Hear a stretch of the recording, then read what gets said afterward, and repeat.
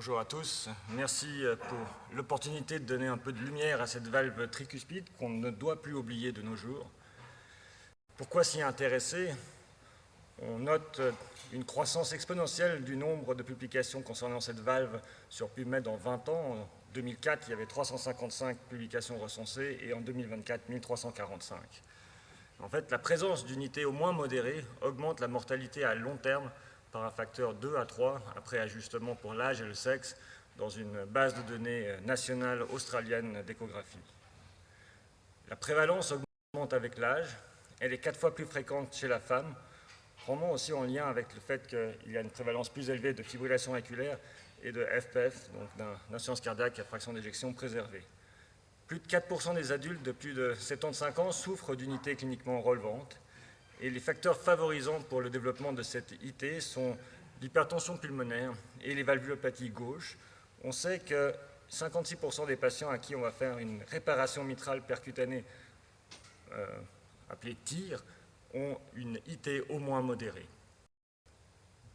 Alors cette valve tricuspide, c'est la plus antérieure sur le cœur, elle a 2 à 3 muscles papillaires, c'est la plus grande, sa dimension est 10 cm² en surface. Je vous rappelle qu'une valve aortique normale, c'est 2,5 cm². Adjacent à l'anneau passe la coronaire droite. Donc un chirurgien pourrait attraper la coronaire droite en suturant, donc dans le sillon atrioventriculaire. Et il y a le nœud atrioventriculaire qui passe 3 à 5 mm de la commissure antéroseptale. L'anneau est elliptique avec une forme en 3D. Il est peu fibreux, c'est donc du tissu adipeux, sauf du côté septal. Et ceci a son importance parce que quand il y aura une dilatation de l'anneau, la dilatation va se faire en direction antéro-postérieure avec une augmentation de la distance au niveau des commissures antéro-septales et postéro-septales, sachant que le septum fibreux va résister à la dilatation. L'anneau va perdre sa forme de selle. Bien que le nom tricuspide suggère qu'il y ait 3 feuillets bien définis, on retrouve 3 feuillets que dans 54% des cas. Et le plus souvent, ce qu'on va retrouver, c'est 4 feuillets. Dans 38% des cas, la configuration la plus fréquente, c'est d'avoir 2 feuillets postérieurs, comme on voit ici à l'échographie. On peut aussi avoir, dans de rares cas, 5 feuillets ou 2 feuillets. Alors, l'étiologie des insuffisances tricuspides, elle est divisée en 3 catégories. La moins fréquente, c'est la cause primaire, avec une maladie des feuillets qui touche 5 à 10% des cas. Et ça peut être une atteinte congénitale, une endocardite, un processus infiltratif avec une infiltration des feuillets, soit par une tumeur, soit par une tumeur carcinoïde, une fibrose en lien avec de la radiothérapie ou avec le rhumatisme articulaire aigu.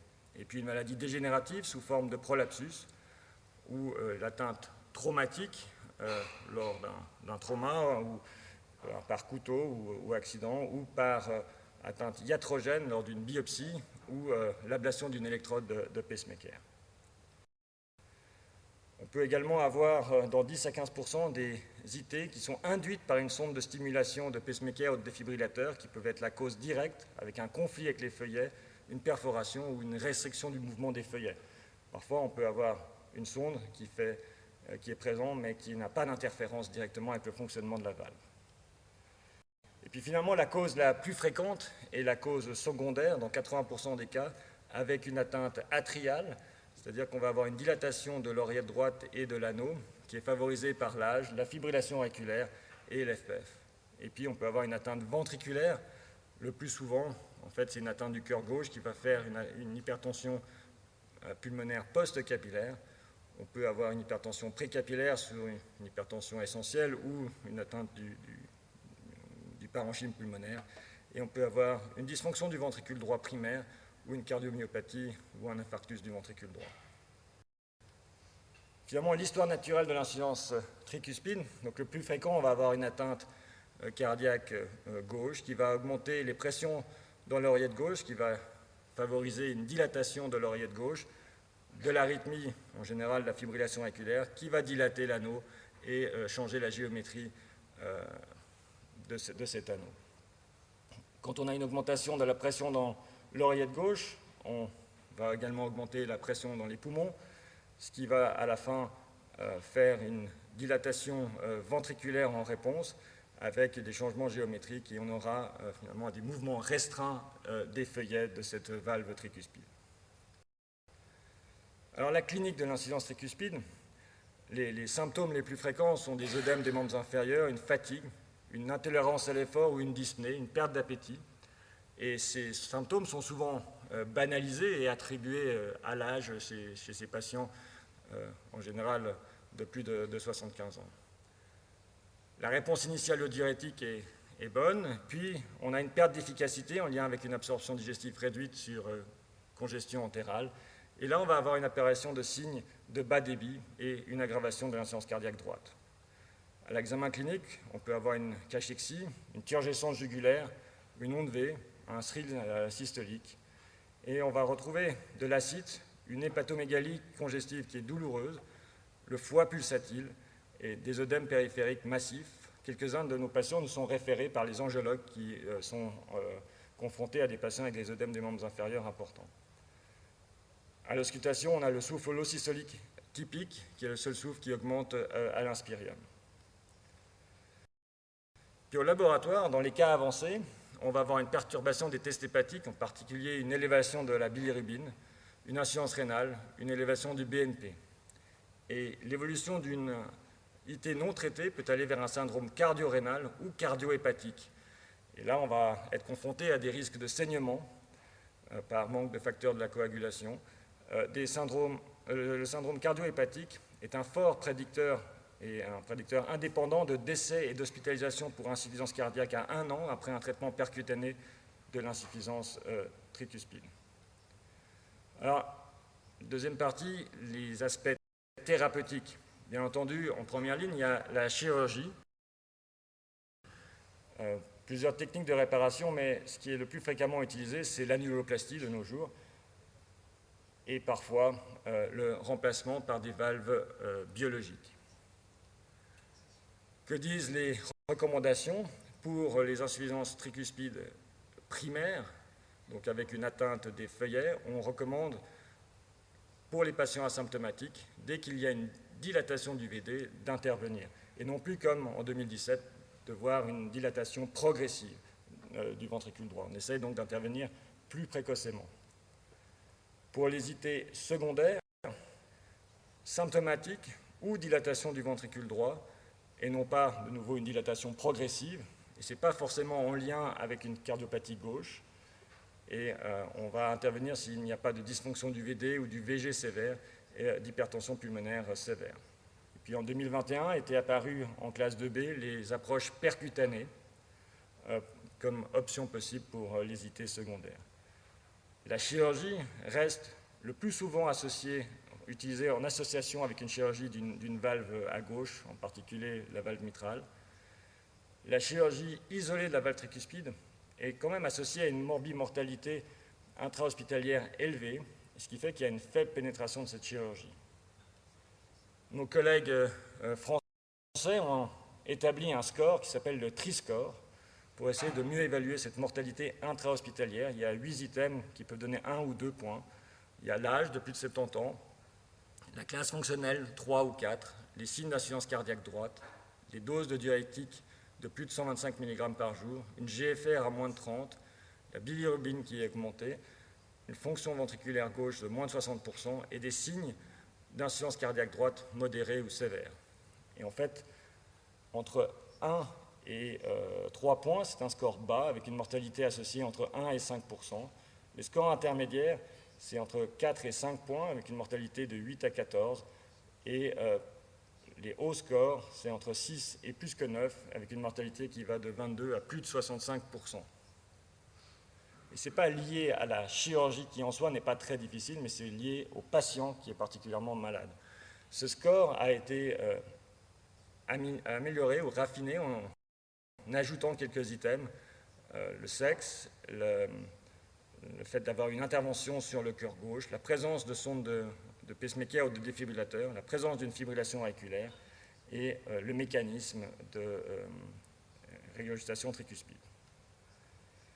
Il y a un registre international avec 33 centres de 10 pays qui a évalué et qui s'appelle Trigistri, qui a évalué les patients en fonction du Triscore et de la thérapeutique.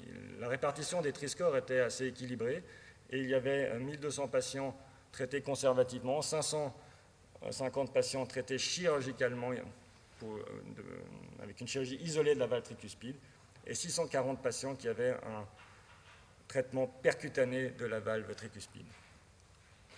Ce qu'on voit, sachant qu'il n'y a pas d'études randomisées qui comparent la chirurgie à un traitement médicamenteux, c'est qu'à 10 ans, on n'a pas de différence si on prend toute la cohorte chirurgicale et traitement médicamenteux entre les deux approches. Si par contre, on sépare en fonction du Triscore, avec les Triscores élevés, aucune différence. Avec les Triscores intermédiaires, pas de différence à 10 ans. Par contre, les Triscores bas, donc si on intervient précocement, on va avoir un bénéfice de la chirurgie. Et si on raffine encore un peu, si on sépare la chirurgie en réparation versus remplacement, on verra que dans les Triscores bas, et la réparation et le remplacement font mieux que le traitement conservateur. Par contre, dans les Triscores intermédiaires, seule la réparation, qui est la meilleure approche, fait mieux que le traitement conservateur. Alors, bien entendu, il y a une place pour une approche percutanée chez ces patients âgés et fragiles. Plusieurs approches sont possibles. Il y a le TEER, Transcatheter Edge-to-Edge Repair, de la tricuspide, avec deux dispositifs, le TriClip de Abbott et le Pascal de la compagnie Edwards, qui sont les deux CE mark depuis 2020. Donc il s'agit de clipper les feuillets de la valve tricuspide pour réduire la fuite, et il s'agit donc d'une réparation. On peut aussi envisager une annuloplastie. Il y a un système, mais qui est confiné à une dizaine de centres à travers le monde, qui est le Cardioband, qui est finalement la mise en place d'un anneau par voie percutanée avec 16 vis à implanter sous contrôle écho. On peut avoir des remplacements valvulaires, ici avec la valve Evoque d'Edwards, qui est CE mark depuis 2024, ou la valve chinoise Lux, qu'on peut utiliser pour les très grands anneaux à titre compassionnel. Et ça, c'est des remplacements où on se met en position anatomique. On pourrait aussi envisager à titre palliatif chez des patients très avancés de faire des remplacements de valves hétérotopiques en mettant un tube valvé ou deux stènes valvés, un dans la veine cave sup, un dans la veine cave inférieure, qui est le système TricValve. Alors bien entendu, si on veut traiter la valve tricuspide par voie percutanée, il y a quelques challenges. L'anatomie est variable et fragile. Le ventricule droit a une paroi fine qui est à risque de perforation. On a la proximité du nœud atrioventriculaire qui peut être source de BAV complet. Il y a la bandelette modératrice qui peut nous gêner dans les mouvements dans le ventricule droit. La visualisation de la valve tricuspide à l'ETO n'est pas toujours facile et est essentielle pour les procédures percutanées. Et on est souvent confronté à des maladies avancées avec des fuites qu'on n'appelle plus sévères, mais massives ou torrentielles pour pouvoir mieux les évaluer. Et puis, il y a quand même souvent maintenant aussi des sondes de pacemaker ou de défibrillateurs dans le chemin qui gênent le mouvement des feuillets, mais qui gênent aussi la visualisation des feuillets quand on veut traiter. Alors, comment on choisit entre les deux approches qui sont les plus utilisées, c'est-à-dire le TEER ou le remplacement par la valve Evoque? On se base sur l'anatomie. Si on a un espace entre les feuillets de plus de 8 mm, ça va devenir un peu compliqué d'aller attraper les feuillets. Donc là, on va favoriser plutôt un remplacement. Si c'est antéroseptal, dans la commission antéroseptale où le gap est entre le feuillet antérieur et septal, ça sera plus favorable que si c'est postéroseptal, même si c'est faisable. Par contre, antéro-postérieur, ça n'a pas beaucoup de sens parce qu'on va juste clipper deux feuillets, mais on ne va pas agir sur la dilatation future. Évidemment, l'anatomie à 2 ou 3 feuillets est plus favorable que s'il y a 5 feuillets. Ensuite, l'absence de sonde est mieux pour la visualisation. Et surtout, si la sonde gêne le mouvement des feuillets, ça va être un facteur qui va nous favoriser d'aller vers un remplacement. Et puis, la qualité de l'imagerie est aussi très importante pour pouvoir faire un TEER. Je vais vous montrer ici. Donc, la feuillet postérieur, antérieur et septal, vous le voyez ici, le postérieur, l'antérieur, le septal. Là, la fuite au centre. Ici, l'image que je vous ai mis en actif pour voir qu'on essaie de poser le feuillet latéral et là, le feuillet septal sur le clip avant de le refermer. Et à la fin, on aura cette image-là où il y avait la fuite d'un clip qui fait de cette valve une valve en 8. Et en jeu graphiquement, ou sur la radio de thorax, on verra un petit obus dans le ventricule droit. Alors, quelques données d'un registre qui s'appelle Bright, TriClip, avec le dispositif TriClip de Abbott. 300 patients, on voit qu'ils ont 78 ans en moyenne d'âge, 85% ont une fibrillation auriculaire, 7% ont déjà eu une intervention sur la valve aortique, 28% sur la valve mitrale. Dans le 92%, c'est une IT massive ou tangentielle. Et puis, si on regarde les résultats, on voit que dans 98% des cas, on a été capable de mettre un clip. Dans 92%, on a réduit d'au moins 1 grade la fuite. Et puis, dans 71%, on a réduit la fuite à un grade modéré ou moins. En termes de complications, finalement, il n'y a que 1% d'événements majeurs à 30 jours et puis 0,3% de mortalité. Ce qu'on va retrouver le plus fréquemment, c'est finalement un single leaflet device attachment. Ça veut dire qu'on n'a plus qu'un feuillet qui est dans le clip et l'autre s'est détaché. Et ça, on retrouve dans 3,7% des cas, ce qui est plus fréquent que dans la mitrale où c'est que 1%. Et puis le problème de gradient, de sténose, c'est extrêmement rare parce que la valve est tellement large qu'en général, c'est très permissif. On va obtenir dans ce registre une amélioration de la classe fonctionnelle avec quasiment 80% des patients qui vont se retrouver en classe fonctionnelle 1 à 2 et une amélioration des scores de qualité de vie, le Kansas, de manière significative. Il y a eu une étude avec le TriClip randomisé, Triluminate, publié en mai de 2023 dans le New England. Initialement, 350 patients, elle a été poussée par la suite à plus de patients avec traitement médicamenteux optimal versus traitement médicamenteux plus TIR. Et ça, c'est important. Quand on fait une intervention percutanée, derrière, on poursuit le traitement médicamenteux. 65 centres, âge moyen de nouveau 78 ans, et puis le endpoint était un endpoint combiné de décès, chirurgie de la valve tricuspide, hospitalisation pour insuffisance cardiaque, et il n'y avait absolument pas de différence entre les deux groupes. Donc une petite déception. Mais si on regarde un petit peu les détails, on voit qu'on améliore la qualité de vie. Si on a une IT modérée ou moins, on a 16 points d'amélioration. Si on a une IT qui reste sévère, massive ou torrentielle, on n'a que 4 points d'amélioration. Et puis plus on améliore le grade d'IT résiduel, plus le score de qualité de vie s'améliore. Et puis ce qu'on peut voir aussi, c'est qu'à 30 jours, 87% des patients avaient une IT résiduelle modérée ou moins, alors que dans le groupe contrôle, c'était 4%. Donc les conclusions de cette étude, c'était que le TIR tricuspide est sécuritaire pour les patients avec une IT sévère, permet de réduire la sévérité de l'IT et est associé à une amélioration de la qualité de vie. En mars, à l'ACC à Chicago, il y a les résultats à 2 ans qui ont été présentés. Ce qu'on voit, c'est qu'il y a une réduction de 28% du risque relatif d'être hospitalisé pour une insuffisance cardiaque dans le groupe qui a bénéficié du TIR tricuspide. Et ce qu'on voit aussi, c'est qu'à 1 an, les patients qui avaient été traités conservativement, ceux qui étaient en dégradation clinique ou de capacité fonctionnelle et avaient le droit d'avoir un crossover. Et on voit qu'entre la première et la deuxième année, tout d'un coup, leur capacité ou qualité de vie a clairement augmenté par rapport à ceux qui sont restés avec un traitement conservateur. Maintenant, si on regarde ce trigistri encore et qu'on compare traitement de réparation percutanée où il n'y avait pas que le TIR, il y avait aussi les annuloplasties et d'autres approches, versus le traitement médicamenteux, on est un petit peu déçu de voir qu'il n'y a finalement pas d'impact sur la survie dans les 3 catégories. Par contre, si on affine un tout petit peu et qu'on parle de réparation avec succès, ça veut dire d'avoir une IT résiduelle discrète à modérée ou moins, on voit cette fois-ci que dans les tri-scores intermédiaires et bas, on va avoir une amélioration de la survie. Donc ça, c'est plutôt encourageant et ça nous pousse, lors de l'intervention, à avoir un résultat optimal et pas juste se contenter de diminuer d'1 grade l'IT. Alors quand on ne peut pas faire un TIR, on a cette valve Evoque En décembre, il y en avait 470 qui avaient été vendus ou disons utilisés sur le marché commercial, plus de 2000 implantés en tout. Il a pris 12 ans pour la développer. C'est beaucoup plus rapide que du côté de la valve mitrale, parce qu'on a commencé à s'intéresser à la valve mitrale en 2002-2003 et on n'a toujours pas de vraie solution.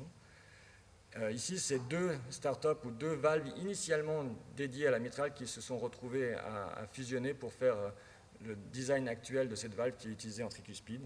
Elle a 2000 sutures, 18 heures pour la produire. Elle est faite en péricarde bovin. La valve en soi a toujours une taille de 28 mm, mais la cage ici peut rentrer dans un anneau d'une taille de 44, 48, 52 et 56. Alors, la procédure, voie transveineuse fémorale, 28 French, mais ce n'est pas un problème en veineux. Il faut amener un guide à l'apex du VD, sachant que le VD est relativement fragile. Et après, on déploie très progressivement cette valve pour arriver à ce résultat ici, avec une sonde de pacemaker, vous voyez, qui a été emprisonnée, qui est derrière. Et là, voilà, ça c'était le mouvement le plus intense de la procédure. Donc c'est quelque chose de très long, mais de très stable hémodynamiquement. Et là, vous voyez qu'il y avait une unité torrentielle et qu'à la fin, on a juste quelques flamèches. Il y a une étude randomisée qui a été présentée en octobre l'année passée, où on a fait 2 pour 1, c'est-à-dire 2 fois 2 randomisations pour le remplacement versus le traitement médicamenteux seul. Patient aussi de 79 ans, avec non plus 85, mais 96% de patients avec une FA, quasiment 20% qui ont de l'acide, et puis 38% qui ont des sondes de pacemaker. Alors si on regarde simplement la mortalité de toute cause à 1 an, 12,6% dans le groupe remplacement, 15,2% dans le groupe contrôle, des chiffres favorables, mais pas de différence. Et si on remet les compteurs à 0 à 1 mois, 9,4 versus 15,2, mais toujours pas de différence significative. En termes de réhospitalisation, 20,9 versus 26,1 dans le groupe contrôle, pas de différence significative. Par contre, ce qu'on voit, c'est qu'on réduit, comme vous l'avez vu, la fuite tricuspide dans 99% des cas à modéré ou moins, ou dans 95% des cas à moins, enfin discret ou moins, alors que c'est quelque chose qu'on n'obtient que dans 50% des cas avec un tir. Donc on est très efficace pour traiter l'IT. Par contre, ce qui va être positif et qui faisait partie du endpoint combiné primaire, c'est l'amélioration des scores de Kansas de qualité de vie de quasiment 30%, l'amélioration de la classe fonctionnelle dans 55% et l'amélioration de plus de 30 mètres dans le score de marche de 6 minutes de 15%. Donc les conclusions des auteurs étaient que pour les patients avec unité sévère, le remplacement de la valve tricuspide EVOQUE est supérieur au traitement médicamenteux seul pour le critère de jugement primaire combiné, mais principalement en lien avec l'amélioration des symptômes et de la qualité de vie.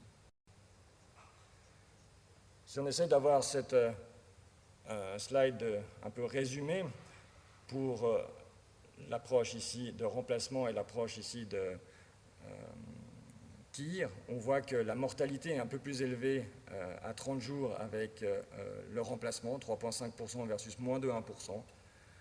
On voit qu'on a nettement plus de pacemakers. En fait, avec le tir, on ne s'attend pas vraiment à avoir des pacemakers. Par contre, avec le remplacement, on a quasiment 25%. De nouveau, la conduction passe juste à côté. Et probablement que le nouveau design ou le futur design de cette valve fera qu'il n'y aura pas de petits piliers proches de la conduction.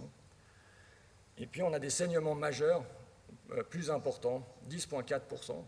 En fait, ce n'est pas en lien avec le fait qu'on utilise du 28 French pour entrer dans la veine, c'est en lien avec le patient qui est extrêmement malade, qui a des troubles de la coagulation importants. Et puis, si on regarde la nécessité d'une réintervention, moins de 1% avec la valve EVOQUE, 1,7% dans le groupe TIR de l'étude Triluminate.